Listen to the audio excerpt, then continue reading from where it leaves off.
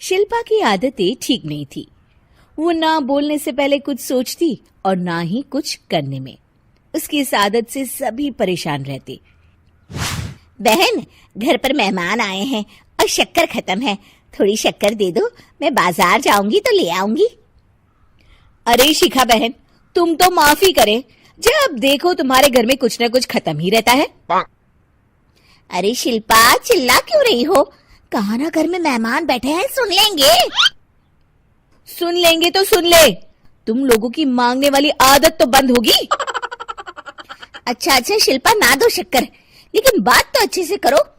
एक कटोरी शक्कर के लिए तुमने मेरी बड़ी बेइज्जती कर दी। शिल्पा बड़बड़ाते अंदर चली जाती है तो शिखा भी घर चली जाती है। माँ, क्या हुआ? अरे कुछ नहीं बेटा, पता नहीं कहां कहां से ऐसे पड़ोसी आ जाते हैं, जब देखो तब कुछ न कुछ मांगने के लिए घंटी बजाते हैं।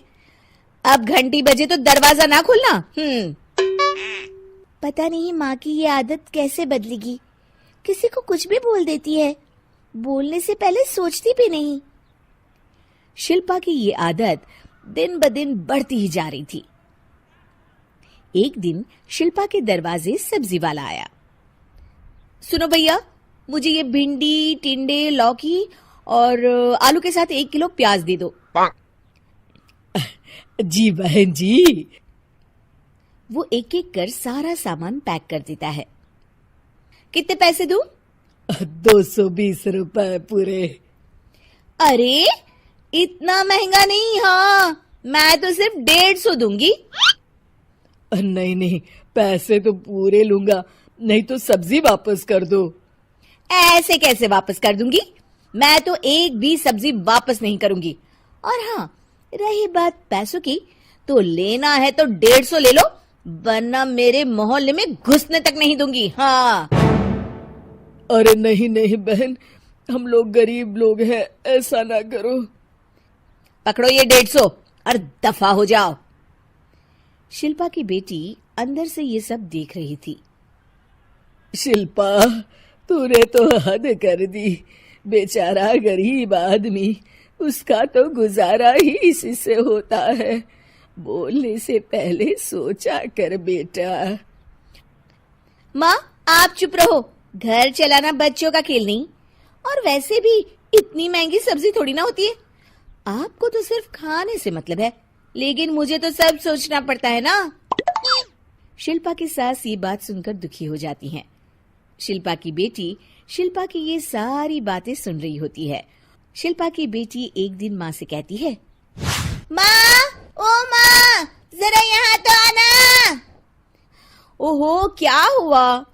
क्यों चिल्ला रही हो ऐसे बेटा? हुआ क्या? ये देखिए मेरी स्कूल की ड्रेस कितनी गंदी हो गई है, इसे कौन धोएगा? लेकिन ये तो साफ है बेटा, मैंने अपने हाथ से खुद साफ किया है। माँ, ये ड्रेस इतनी गंदी है कि मैं इसे पहन ही नहीं सकती। चलो, मुझे बाजार से नई दिलाओ। शिल्पा दुखी हो जाती है और वहां से चली जाती है कि तभी सामने उसकी सास मिल जाती है। शिल्पा, अरे ओ शिल्पा, ये क्या सब्जी बनाई है? ऐसे भी कोई सब्जी बनाता है? शिल्पा सास की इस हरकत से सख्ते में आ जाती है। अरे माँ को तो मैं जो बना दूं उन्हें वो पसंद आ जाता था, फिर आज वो ऐसा व्यवहार क्यों कर रही हैं? शिल्पा कुछ समझ पाती कि थोड़ी ही देर में उसका पति आ जाता है। अरे शिल्पा, ये क्या है? क्या हुआ आपको? ये मेरी अलमारी पूरी अस्त व्यस्त है, तुमसे कोई काम नहीं होता है। सारा दिन पता नहीं क्या करती रहती हो। अरे मैंने तो सारी अलमारी साफ रखी है। इसे तुम साफ कहती हो? ये तो पूरा कूड़ादान लग रही है। शिल्पा परेशान हो जाती है और समझ नहीं पाती है कि उसके साथ क्या हो रहा है। शिल्पा अकेले कमरे में जाती है और जोर जोर से रोने लगती है। तभी वहां उसका पति, सास और बेटी आ जाते हैं।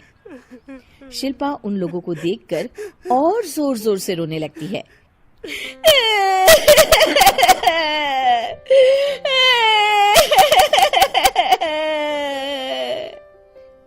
कि तभी उसकी सास उससे कहती है, क्या हुआ? यहाँ बैठकर रोती रहोगी या फिर खाने को भी कुछ बनाओगी? माँ पहले आप बताएं, आप लोगों को क्या हुआ है जो मुझसे ऐसा व्यवहार कर रहे हैं? वही हुआ है जो तुम्हें रोज होता है। मैं समझी नहीं। माँ, आज घर वालों ने आपसे बुरा व्यवहार किया तो आपको कितना बुरा लगा ना? हाँ, मुझे बहुत बुरा लगा।